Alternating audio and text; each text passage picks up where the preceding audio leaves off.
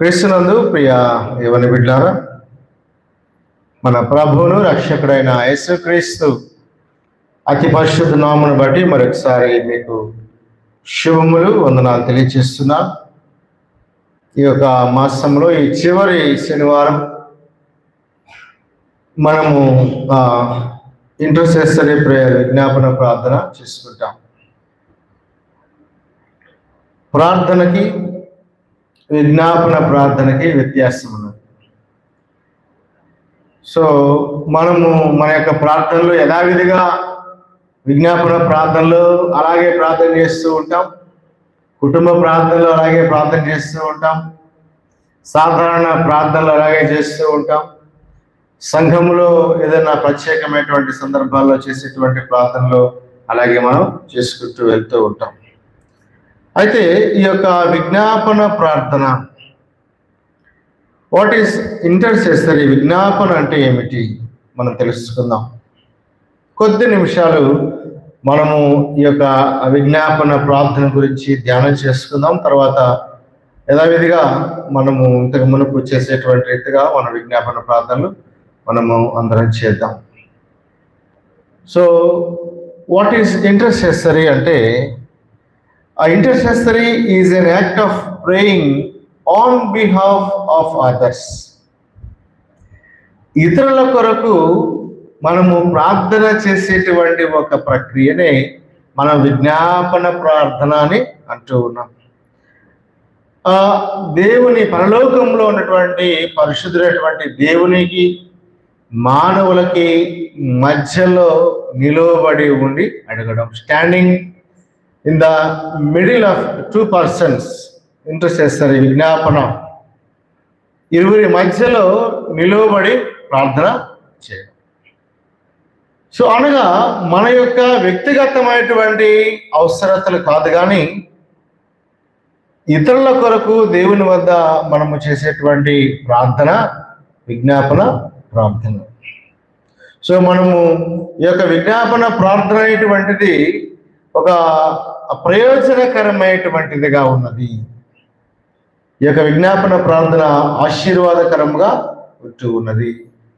ఈ విజ్ఞాపన ప్రార్థన ఇతరులకు మేలు కలిగించేటువంటిదిగా ఉంటూ, అనగా ఇతరుల యొక్క మేలుల నిమిత్తము, ఆశీర్వాదముల నిమిత్తము, అవసరతల నిమిత్తము మనము చేసేటువంటిది విజ్ఞాపన ప్రార్థన. కాబట్టి ఈ యొక్క విజ్ఞాపన ప్రార్థనలు పరిశుద్ధ గ్రంథము అనేక మంది భక్తులు చేసి ఉన్నారు. మధ్యవర్తిత్వము చేయడము, ముఖ్యంగా తిమోతికి రాసినటువంటి మొదటి పత్రిక ఈ యొక్క 2వ అధ్యాయంలో మనం గమనిస్తే, ఈ యొక్క లేఖన భాగాలు మనం 1వ అధ్యాయం నుంచి 7వ అధ్యాయం వరకు మనం ఒకసారి పరిశీలిస్తే, మనము సంపూర్ణ భక్తియు మాన్యత కలిగి నెమ్మదిగాను సుఖముగాను బ్రతుకు నిమిత్తము అన్నిటికంటే ముఖ్యముగా మనుష్యులందరి కొరకు, రాజుల కొరకును, అధికారులందరి కొరకును విజ్ఞాపనములను, ప్రార్థనలను, యాచనలను, కృతజ్ఞతాస్తుతులను చేయవలని హెచ్చరించుచున్నాను అంటాడు. పౌలు తెలియచేస్తూ ఉన్నటువంటి మాట తిమోతికి రాస్తూ, ఈ విజ్ఞాపన ఎందు నిమిత్తము మనం చేయాలి అంటే, మనము సంపూర్ణ భక్తియు మాన్యతయు కలిగి నెమ్మదిగాను సుఖముగాను బ్రతుకు నిమిత్తము అన్నిటికంటే ముఖ్యముగా మనుష్యులందరి కొరకును, రాజుల కొరకును, అధికారులందరి కొరకును విజ్ఞాపనములను, ప్రార్థనలను, యాచనలను, కృతజ్ఞతాస్తుతులను చేయవలని హెచ్చరించుచున్నాను. విజ్ఞాపనలు అనేటువంటి మాటని ప్రత్యేకంగా రాస్తూ అంటున్నాడు. రాజుల కొరకును, ఆ మనుషులందరి కొరకును, రాజుల కొరకును, అధికారుల కొరకును విజ్ఞాపనములను, ప్రార్థనలను, యాచనలను, కృతజ్ఞతాస్తుతులను చేయవలని హెచ్చరించుచు ఉన్నాను. ప్రియమైన యవన బిడ్డలారా, ఈ మాటను తెలియచేస్తూ పౌలు ఒక ప్రత్యేకమైనటువంటి ఒక మధ్యవర్తిని తెలియచేస్తూ ఉన్నాడు. ఒక స్పెషల్ ఇంటర్సెసర్ని ఇక్కడ ఇంట్రడ్యూస్ చేస్తూ ఉన్నాడు. ఆయన ఎవరంటే, 5వ వచనములో అంటూ ఉన్నాడు చూడండి, దేవుడు ఒక్కడే, దేవునికిని నరులకును మధ్యవర్తి ఒక్కడే, ఆయన క్రీస్తు యేసును నరుడు. ఈయన అందరి కొరకు విమోచన క్రయధనముగా తను తానే సమర్పించుకొనెను. సో తను తాను సమర్పించుకున్నటువంటి వ్యక్తి ఆయన. దేవునికిని మనుష్యులకును మధ్యలో ఉన్నటువంటి ఒక మధ్యవర్తిగా ఉన్నాడు, లేక ఒక ఉత్తరవాదిగా ఉన్నాడు, ఒక అడ్వకేట్గా ఉన్నాడు. ఇప్పుడు ఒక అడ్వకేట్ ఉన్నాడు, కోర్టులో జడ్జి వద్ద ఆయన న్యాయం కోసం ఒక వ్యక్తి గురించి ఆయన పోరాటం చేస్తూ ఉంటాడు. ఆ పోరాటంలో ఆయన సబ్మిషన్స్ ఏమి ఉండవు. తన క్లయింట్ ఎవరైతే ఉన్నారో వారి గురించినటువంటి సబ్మిషన్స్ అన్ని ఆ న్యాయాధిపతి ఎదుట పెడుతూ ఉంటారు. వీరికి న్యాయం చేయండి, వీరికి సహాయం చేయండి, వీరి కేసు ఈ రీతిగా ఉన్నది, వీరి పక్షాన ఈ రీతిగా న్యాయం ఉందని అడ్వకేట్, ఉత్తరవాది ఎగ్జాక్ట్గా చెప్పాలంటే ఆయన పక్షంగా ఏ విధమైనటువంటి ఆ అభ్యర్థన ఉండదు, ఏ విధమైనటువంటి ప్లీ ఉండదు కదా. అడ్వకేట్ ఒక కోర్టులో ఒక న్యాయమూర్తి ఎదుట ఆయన ఏదైనా సబ్మిషన్ చేస్తూ ఉన్నప్పుడు ఆయన గురించి ఏమైనా ఉంటుందా? ఏమీ ఉండదు. కానీ ఆయన యొక్క అధికారానికి పూర్తిగా లోబడి ఆయన తీర్పు తీర్చగలడు, ఆయన న్యాయము చేయగలడనేటువంటి ఒక నమ్మకంతో తన యొక్క ఆ క్లయింట్ ఎవరైతే ఉన్నారో, అనగా ఎవరి పక్షముగా అయితే తాను అక్కడ ఆ మధ్యవర్తిగా, ఆ ఉత్తరవాదిగా, ఒక అడ్వకేట్గా ఉన్నారో వారు ప్రయత్నం చేస్తూ ఉంటారు, విజ్ఞాపన చేస్తూ ఉంటారు. సో ప్రియమైనటువంటి యవన బిడ్డలారా, ఈ యొక్క విజ్ఞాపన ప్రార్థన, విజ్ఞాపన అనేటువంటిది మనకు క్లారిటీ ఉండాలి. మనము ప్రార్థన, మన వ్యక్తిగతమైనటువంటి ప్రార్థన మనం చేసేటప్పుడు మన కొరకు మనం చేసుకోవచ్చు, తప్పేమీ లేదు. అయితే when it comes to intercessory, అంటే యు ఆర్ ద ఇంటర్సెసర్. నువ్వు ప్రార్థన చేస్తూ ఉన్నప్పుడు నీవు ఒక మీడియేటర్గా ఉన్నావు. నేను ప్రార్థన చేస్తూ ఉన్నప్పుడు నేను ఒక మీడియేటర్గా ఉన్నాను. అతి పరిశుద్ధుడైనటువంటి అత్యున్నత సింహాసనం మీద ఆసీనుడైనటువంటి దేవునికిని, భూమి మీద ఉన్నటువంటి మానవులకి మధ్యవర్తి అయినటువంటి వాడు ప్రభువైన యేసుక్రీస్తు అనేటువంటి ఉత్తరవాది మనకి ఉన్నాడు. మనకు ఒక ఇంటర్సెసర్ ఆయన ఉన్నాడు. ఆయన మన నిమిత్తము ప్రార్థన చేస్తూ ఉన్నటువంటి వాడుగా ఉన్నాడు. పౌలు కూడా ఈ యొక్క రోమీలకు రాసినటువంటి పత్రికలో ఒకసారి మనం గమనిస్తే మన పక్షముగా ప్రభువైన యేసుక్రీస్తు ఆ విజ్ఞాపన చేస్తూ ఉన్నటువంటి విషయాన్ని ఆ రోమ 8:26 వచనాన్ని మనం చూస్తే, అటువలే ఆత్మయు మన బలహీనతలను చూచి సహాయం చేస్తూ ఉన్న, he is helping us in spite of our weaknesses. మన యొక్క బలహీనతలు చూస్తున్నాడు, కానీ మనం బలహీనమై ఉన్నప్పటికీ కూడా ఆ ఆత్మ ఏం చేస్తూ ఉన్నాడు అంటే, హీ ఈజ్ ఇంటర్సెసింగ్ ఫర్ us. ఆయన మన కొరకు విజ్ఞాపన చేయించు ఉన్నాడు. చూడండి, చదవండి. ఏలయనగా మనము యుక్తముగా ఎలాగో ప్రార్థన చేయవలనో మనకు తెలియదు, కానీ ఉచ్చరింప శక్యము కాని మూల్గులతో ఆ ఆత్మ తానే మన పక్షముగా విజ్ఞాపనము చేయుచున్నాడు. He is interceding. ఆయన విజ్ఞాపనము చేయించున్నాడు మన పక్షంగా, on behalf of us, on behalf of sinners. పాపులమైనటువంటి మన ఎడల, లేక మన నిమిత్తము ఆయన మనము యుక్తముగా ఎలాగో ప్రార్థన చేయవలనో మనకు తెలియదు. అయితే ఆ ఆత్మ మనకి సహాయము చేస్తూ, ఈజ్ హెల్ప్ చేస్తూ, is helping us in prayers also. The intercessor between God and man, దేవునికి మానవునికి మధ్యలో ఉన్నటువంటి ఈ యొక్క విజ్ఞాపనదారుడైనటువంటి మన యొక్క ప్రభువైన యేసుక్రీస్తు, ఉత్తరవాదైనటువంటి ప్రభువైన యేసుక్రీస్తు ఉచ్చరింప శక్యము కాని మూలుగులతో ఆయనే విజ్ఞాపన చేస్తూ is the best example of intercessor. విజ్ఞాపనదారునికి ముఖ్యమైనటువంటి ఆ ప్రధానమైనటువంటి లేక అత్యంత ప్రాముఖ్యమైనటువంటి ఆ ఎగ్జాంపుల్ మాదిరిగా ఎవరిని మనము చూపించాలి అంటే ప్రభువైన యేసుక్రీస్తు. ఎందుకనగా ఆయన విజ్ఞాపన చేస్తూ ఆయన తను తాను దేవుడికి సమర్పించుకుంటూ విజ్ఞాపన చేస్తూ ఉన్నాడు. ఆ విజ్ఞాపన గురించి అంటున్నాడు చూడండి, ఉచ్చరింప శక్యము కాని మూలుగులతో ఆత్మ తానే మన పక్షముగా విజ్ఞాపనము చేయుచు ఉన్నాడు. ఆయన మన పక్షముగా విజ్ఞాపన చేయుచు 34వ వచనం కూడా ఒకసారి మనం చదువుదాం. శిక్ష విధించు వాడెవడు? చనిపోయిన క్రీస్తు యేసే. అంతేకాదు మృతులలో నుండి లేచిన వాడును దేవుని కుడిపార్శ్వమున ఉన్నవాడును మన కొరకు విజ్ఞాపనము కూడా చేయువాడును ఆయనే.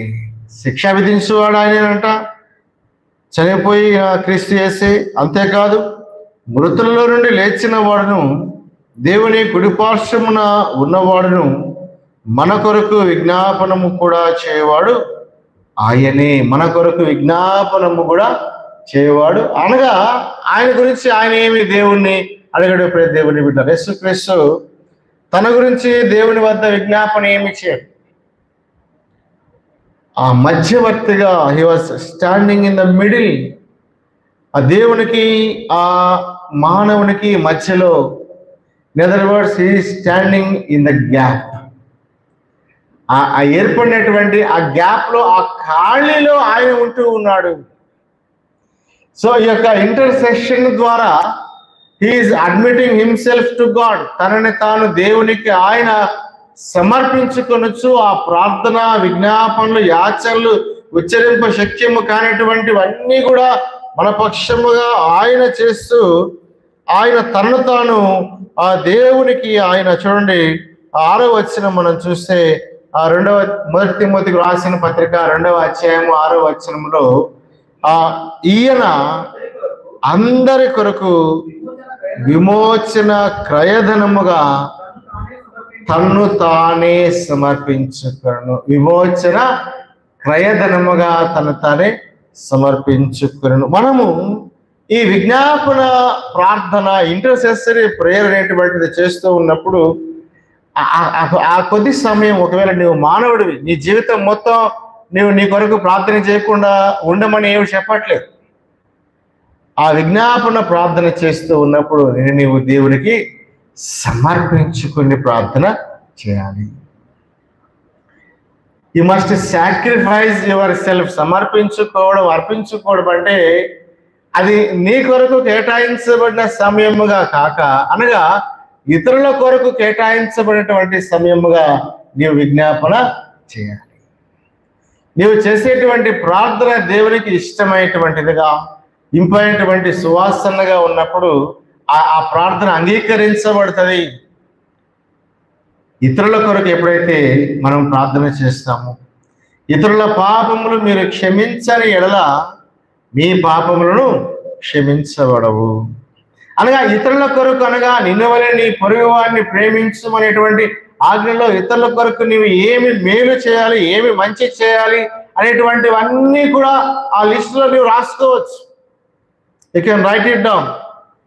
ఆ మంచి అనేటువంటిది ఏది చేయాలి, వీరి కొరకు ఏ విషయాల్లో ప్రార్థన చేయాలా, వీరు మారు మనసు కొరకు చేయాలా, వీరి ఆరోగ్యం కొరకు చేయాలా, వీరి విద్య కొరకు చేయాలా, వీరి ఉద్యోగం కొరకు చేయాలా, వీరి వివాహం కొరకు చేయాలా, వీరి యొక్క ఇంకా పిల్లల కొరకు చేయాలి, ఎన్నో ఉంటాయి, ఎన్నో విజ్ఞాపన. వీరి కుటుంబ సమస్యల కొరకు చేయాలా, వీరి ఆర్థిక సమస్యల కొరకు చేయాలి, ఎన్నో ప్రార్థనలు ఉంటాయి. కానీ మనం అన్ని మన కొరకే చేసుకుంటాం. నా గిన్నె నిండాలా, నా గిన్నె పొర్లు పొందాలా, అంతే. నా అవసరతలే తీరాలా, నా సమస్యలే పోవాలా, నా కుటుంబమే బాగుండాలా.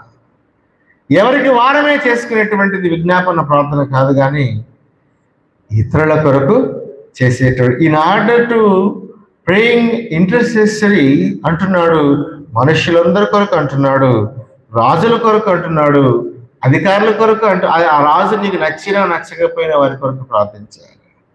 ఆ అధికారి, నీ పైన ఉన్నటువంటి అధికారి, దేవుడి అధికారములు రాజ్యములు ఆయన చేతిలోనే ఉన్నాయి కదా, ఆయనే కదా పెడుతూ ఉన్నాడు. సో వారి కొరకు కూడా ప్రార్థన చేయాలి. అంటే నీవు బాగుండ నిమిత్తం నువ్వు ఇతరుల కొరకు ప్రార్థన చేస్తూ ఉంటే ఆ యొక్క ఆశీర్వాదం అంతా నీ మీద కుమ్మరించబడుతుంది. నీవు ఇతరుల కొరకు చేసేటువంటి ఏ యొక్క మంచి కార్యమైనప్పటికీ కూడా అది నీకు కీడు ఎంత మాత్రము చేయదు, హాని ఎంత మాత్రము చేయదు. ఇక నీవు చేసేటువంటి విజ్ఞాపన అది నీ మీదకి, నీ తల మీదకి ఆ యొక్క ఆశీర్వాదాలని తీసుకొని వస్తూ ఉన్నది. నిజంగా ప్రేమైన దేవుని బిడ్డలారా, మనము చేసేటువంటి ప్రార్థనలో దేవుడు మనకు జవాబిస్తాడు. ఈ యొక్క విజ్ఞాపన ప్రార్థన చేసినప్పుడు మనము చేసేటువంటి ఆ యొక్క ప్రతి ఆ ప్రార్థనలో ఆ ఇతరుల కొరకు, ఇతరులను ఎప్పుడైతే మనము దేవుని వద్దకు తీసుకుని రావడానికి వారి యొక్క విజ్ఞాపన తీసుకుని వస్తూ ఉన్నామో ఆ ప్రార్థనకు జవాబు దేవుడు ఇస్తూ ఉన్నాడు. మరొక లేఖన భాగం కూడా మనం చూద్దాం. యోహాను సువార్త 17వ అధ్యాయము యేసుక్రీస్తు ప్రభు చేస్తున్నటువంటి విజ్ఞాపన 11-12 వచనాలు మనం చూద్దాం. నేనికను లోకములో ఉండను గాని వీరు లోకములో ఉన్నారు. నేను నీ యొద్దకు వచ్చుచున్నాను. పరిశుద్ధుడు అయిన తండ్రి, మనము ఏకమైన లాగున వారును ఏకమై ఉండునట్లు నీవు నాకు అనుగ్రహించిన నీ నామమందు వారిని కాపాడు. శిష్యులని ఆ కాపాడు అని యేసుక్రీస్తు ప్రభు తండ్రికి అప్పగిస్తూ ఉన్నాడు. ఆ ప్రార్థన చూడండి ఎంత బ్యూటిఫుల్గా ఆయన చేస్తూ ఉన్నాడు. వాళ్ళని విడిచిపెట్టట్లేదండి. వాళ్ళకి చాలాసార్లు ప్రార్థన చేయడం నేర్పించాడు ఆయన. మీరు శోధనలో పడకుండా ఉన్నట్లు మెలకువగా ఉండి ప్రార్థన చేయండి అంటున్నాడు. మీరు ఉపవాసం ఉండి ప్రార్థన చేయండి అంటున్నాడు. ఇలా చెబుతూ ఉన్నాడు. అయితే ఆయన విజ్ఞాపన ప్రార్థన చేస్తూ ఉన్నాడు. ఒక మధ్యవర్తిత్వం చేస్తూ ఉన్నాడు దేవునితో, శిష్యులకి, దేవునికి ఆ గ్యాప్ లో నిలబడి ఉన్నాడు ఆయన. ఈ standing in the gap. Intercessory అంటే స్టాండింగ్ ఇన్ ద గ్యాప్.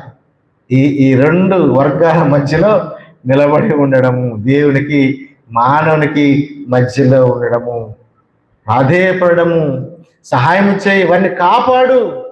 శిష్యుల గురించి అంటున్నాడు, ఇదిగో నేను ఇక లోకములో ఉండను గాని వీరు లోకములో ఉన్నారు. నేను నీ యొద్దకు వచ్చుచున్నాను. పరిశుద్ధుడు అయిన తండ్రి, మనము ఏకమైనలాగున వారును ఏకమైనట్లు నీవు నాకు అనుగ్రహించిన నీ నామమందు వారిని కాపాడు. Please protect them in your name. నీ నామమందు వారిని కాపాడుము. ప్రియమైన దేవుని బిడ్డలారా, యవ్వన బిడ్డలారా, మనము ఇతరులని కాపాడము, శిష్యులను కాపాడమని యేసుక్రీస్తు ఏ రీతిగా అయితే తనకు ఇవ్వబడినటువంటి ఆ మందను గురించి ఆయన విజ్ఞాపన చేస్తూ ఉన్నాడో మనము కూడా అదే రీతిగా మన స్నేహితులు అవ్వచ్చు, మన కొలీగ్స్ అవ్వచ్చు, ఎనీబడి, నీకున్నటువంటి ఒక ప్రేయర్ టీం అవ్వచ్చు, నీ యొక్క ఒక క్రిస్టియన్ ఒక విశ్వాసుల సహవాసం అవ్వచ్చు, దీనిలో ఉన్నటువంటి వారిని దేవుని వద్దకు తీసుకుని వచ్చి వీరిని కాపాడుమని ప్రార్థన చేయండి. ఇలా ఎఫెసీలకు రాసిన పత్రిక 6వ అధ్యాయం కూడా ఒక మాటను మనం చూద్దాం. ఎఫెసీ పత్రిక 6:18-20 వరకు ఉన్నటువంటి వచనాలు. ఆత్మ వలన ప్రతి సమయమునందును ప్రతి విధమైన ప్రార్థనను విజ్ఞాపనము చేయొచ్చు, ఆ విషయమై సమస్త పరిశుద్ధుల నిమిత్తమును సంపూర్ణమైన పట్టుదలతో విజ్ఞాపన చేయొచ్చు, మెలకువగా ఉండుడి. ఆత్మ వలన ప్రతి సమయమందును ప్రతి విధమైన ప్రార్థనను విజ్ఞాపనను చేయొచ్చు. ఆత్మ వలన అనగా ఇక్కడ ఆత్మ వలన అంటే పరిశుద్ధాత్మ అంటే 17వ వచనం మనం చూస్తే, మరియు రక్షణైన శిరస్త్రాణము దేవుని వాక్యమును ఆత్మ ఖడ్గమును ధరించుకొనుడి. ఆ వాక్యానుసారమైనటువంటి ప్రార్థన, దేవుని వాక్యం అనేటువంటి ఆ యొక్క ఆత్మ ఖడ్గము ధరించుకొనుడి. ఆత్మ వలన, ఆత్మ చేత నింపబడినటువంటి వారై, దేవుని కలిగినటువంటి వారై ప్రతి సమయమందును ప్రతి విధమైన ప్రార్థనను విజ్ఞాపనను చేయొచ్చు. ఆ విషయమై సమస్త పరిశుద్ధుల నిమిత్తమును పూర్ణమైన పట్టుదలతో ప్రార్థన చేయొచ్చు, మెలకువగా ఉండు. అనగా ఇక్కడ ఒక స్పిరిచువల్ ఆర్మర్ ఇస్తూ ఉన్నాడు కదా. ఈ యొక్క 6వ అధ్యాయం 10వ వచనం నుంచి ఆ కింద వరకు ఉన్నటువంటి ఈ యొక్క రక్షణ కవచాన్ని ఇస్తూ ఉన్నాడు. వీరందరూ కూడా, పరిశుద్ధులందరూ కూడా, విశ్వాసులందరూ కూడా, నా సంఘం అంతా కూడా, నా యవన సమాజం అంతా కూడా, లేక ఇంకా ఎన్నో సమాజాలు ఉంటాయి. శీల సమాజం ఉండొచ్చు, సండే స్కూల్ ఉండొచ్చు. మీలో కొంతమంది సండే స్కూల్ టీచర్స్ కూడా ఉంటూ ఉంటారు. సో వీరందరూ కూడా ఇలాంటి ఈ యొక్క ఆ స్పిరిచువల్ ఆర్మర్ ధరించుకొని ఉండాలి. ఇలాంటి ఆత్మీయమైనటువంటి ఈ యొక్క రక్షణ కవచాలు వీరందరూ ధరించుకొని ఉండాలి. తల నుంచి పాదాల వరకు ఖడ్గము, డాలు, శిరస్రాణము, ఆ తోలు నడుముకు దట్టి ఉన్నాయి కదా, ఇవన్నీ ఉన్నాయి కదా. ఇవన్నీ కూడా ఈ పిల్లలు ధరించుకోవాలి, యవనస్తులు ధరించుకోవాలి, ఈ స్త్రీలు ధరించుకోవాలి, ఈ సంఘము ధరించుకోవాలనేటువంటి ఒక ప్రార్థన మనము ఇతరుల కొరకు చేయాలి అంటున్నాడు. మీరు చేయండి, విజ్ఞాపనము చేయొచ్చు, మెలకువగా ఉండు. ఈ విజ్ఞాపనము చేస్తూ you must be vigilant of what you are praying. విజ్ఞాపనము చేయొచ్చు, మెలకువగా ఉండు. You must be vigilant of what you are praying. ఎటో వెళ్ళిపోతాం కదా.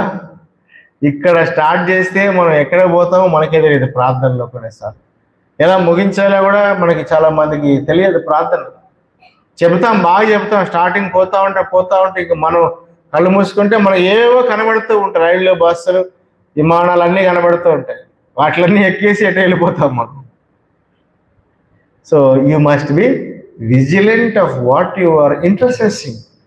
దేని నిమిత్తము నీవు విజ్ఞాపన చేస్తూ ఉన్నావో దానిని విషయంలో నీవు మెలకువగా ఉండాలి. క్రీస్తునందు ప్రియ యవన బిడ్డలారా, ఫిలిప్పీలకు రాసినటువంటి పత్రికలో మరొక మాటను కూడా నేను తెలియజేస్తాను.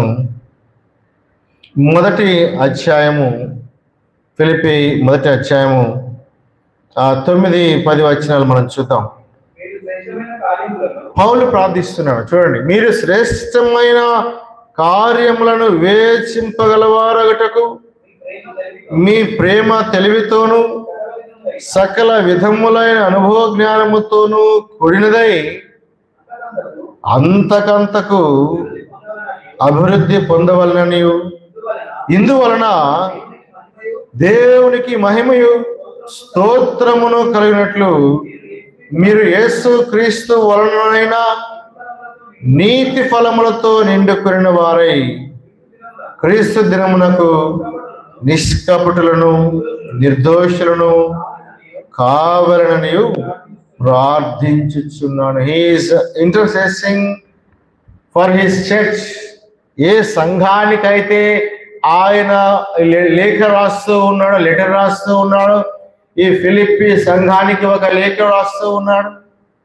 సో వారి నిమిత్తం ఆయన చేస్తూ ఉన్నటువంటి విజ్ఞాపన, సో ఎంత విజిలెంట్గా, ఎంత మెలకువగా ఉండి ఆయన విజ్ఞాపన చేస్తూ ఉన్నాడంటే, ఇదిగో సకల విధములైన మీరు శ్రేష్టమైన కార్యములను వివేచింపగలవారగుటకు మీ ప్రేమ తెలివితోను సకల విధములైన అనుభవ జ్ఞానముతో కూడినదై అంతకంతకు అభివృద్ధి పొందవలనని. ఏమి అభివృద్ధి పొందాలి? మన బ్యాంక్ బ్యాలెన్స్ అభివృద్ధి పొందాలని మనం ప్రార్థన చేస్తాం. మనకి చాలా అభివృద్ధి పొందాలని అని మనం ప్రార్థన చేస్తూ ఉంటాం. అయితే ఇక్కడ ఒక విజ్ఞాపన పౌలు సంఘం నిమిత్తం ఏం చేస్తూ ఉన్నాడంటే, ఇదిగో మీరు శ్రేష్టమైన కార్యములను వివేచింపగలవారగుటకు మీ ప్రేమ తెలివితోనూ సకల విధములైన అనుభవ జ్ఞానముతోనూ కూడినదై అంతకంతకు అభివృద్ధి పొందవలనని. ఏం ప్రేమ? దేవుని యొక్క ప్రేమ, దేవుని యందు ఉంచవలసినటువంటి ప్రేమ.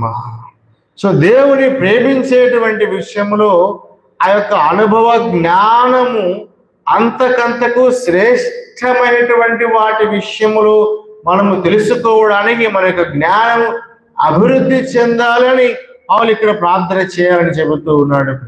విజ్ఞాపన. సో సంఘానికి దేవునికి మధ్యలో నిలబడి పౌలు చేస్తూ ఉన్నటువంటి విజ్ఞాపన ఎంత గంభీరమైనటువంటిది. మరొక మాట అంటూ ఉన్నాడు, ఇందువలన దేవునికి మహిమయు స్తోత్రమును కలుగునట్లు మీరు యేసు క్రీస్తు వలనైన నీతి ఫలములతో నిండుకొనిన వారై క్రీస్తు దినమునకు నిష్కపటులను నిర్దోషులను కావాలని ప్రార్థించుచున్నాను. ఎప్పుడైనా విన్నారా ఇలాంటి ప్రార్థన, ఇలాంటి విజ్ఞాపన ప్రార్థన? సో ఈ గ్యాప్ ఫిల్ చేయడానికి, ఈ గ్యాప్ లో నిలబడి చేస్తూ ఉన్నటువంటి ప్రార్థన పిల్లలు. సో దేవునికి ఆ మహిమ స్తోత్రము కలగడానికి, ఆ గ్లోరీ ఆ దేవునికి వెళ్ళాలి, ఆ ప్రైజ్ దేవునికి వెళ్ళాలి. ఇప్పుడు గ్లోరీ, ప్రైజ్ అనేటువంటివి దేవునికి వెళ్ళటం లేదు. గ్లోరీ, ప్రైజ్ దేవునికి వెళ్ళాలి అంటే ఎలా వెళ్తాయంటే ఇక్కడ అంటున్నాడు, మీరు యేసుక్రీస్తు వలన అయిన నీతి ఫలములతో నిండుకున్న వారై క్రీస్తు దినమునకు నిష్కపటులను నిర్దోషులను కావాలని ప్రార్థించుచున్నాను. ఆ యొక్క నీతి ఫలము నిండుకున్నటువంటి వారమై, ఆ నీతి ఫలము ఎవరిలో అయితే ఉంటూ ఉన్నదో ఆ క్రీస్తు దినానికి నిర్దోషులుగా నిష్కపటులుగా ఉంటారు వాళ్ళు. తద్వారా ఈ యొక్క దేవునికి మహిమ స్తోత్రము కలుగొచ్చు ఉన్నాయి. చాలా మర్మం ఉన్నదండి ఈ వచనము. మీరు కావాలంటే మళ్ళా బాగా 2-3 సార్లు రీడ్ బిట్వీన్ ద లైన్స్, ఎవరైనా వచ్చు. ఈ యొక్క లేఖనాన్ని మీరు 2-3 సార్లు చదివితే ఆ దేవునికి మహిమ, దేవునికి స్తోత్రం అంటే ఎలాగ కలుగుతాయి. మన నోటితో అంటే కలిగేటువంటిది కాదు, మనము ఇంకొకటి చేస్తే కలిగేటువంటిది కాదు. కానీ ఎప్పుడైతే యేసు క్రీస్తు వలన అయినటువంటి నీతి ఫలములతో నిండుకుంటాము. సో కాబట్టి ఇలాంటి విజ్ఞాపన ప్రార్థన మనము చేయాలి. దేవుడి కొద్ది మాటలు దీవించునుగాక. ప్రార్థన చేసుకుందాం. పరిశుద్ధుడా, ప్రేమగల తండ్రి, మరొకసారి నీకు వందనాలు, కృతజ్ఞతలు, స్తుతులు, స్తోత్రములు చెల్లిస్తూ ఉన్నాం. ఈ సాయంకాల సమయమైన ప్రభా, ఈ యొక్క విజ్ఞాపన ప్రార్థన BYF నా తండ్రి బిడ్డలతో నా తండ్రి కొద్ది సమయం నాయన ఈ యొక్క వాక్యము ధ్యానించుటకు మీరు నాకు అనుగ్రహించిన గొప్ప ధన్యతను బట్టి మీకు వందనాలు చెల్లిస్తూ నాయన, విత్తబడిన వాక్యము అందరి హృదయాల్లో ఫలింపచేయమని నా తండ్రి వాక్యం విన్న ప్రతి బిడ్డను కూడా మీరు పేరు పేరు వస్తు దీవించి ఆశీర్వదించమని ఈ కొద్ది మనలో మా ప్రభువును మీ ప్రియ కుమారుడు యేసుక్రీస్తు అతి పరిశుద్ధ నామమును బట్టి ప్రార్థించి అడిగి వేడుకొనిచున్నాం తండ్రి. ఆమేన్.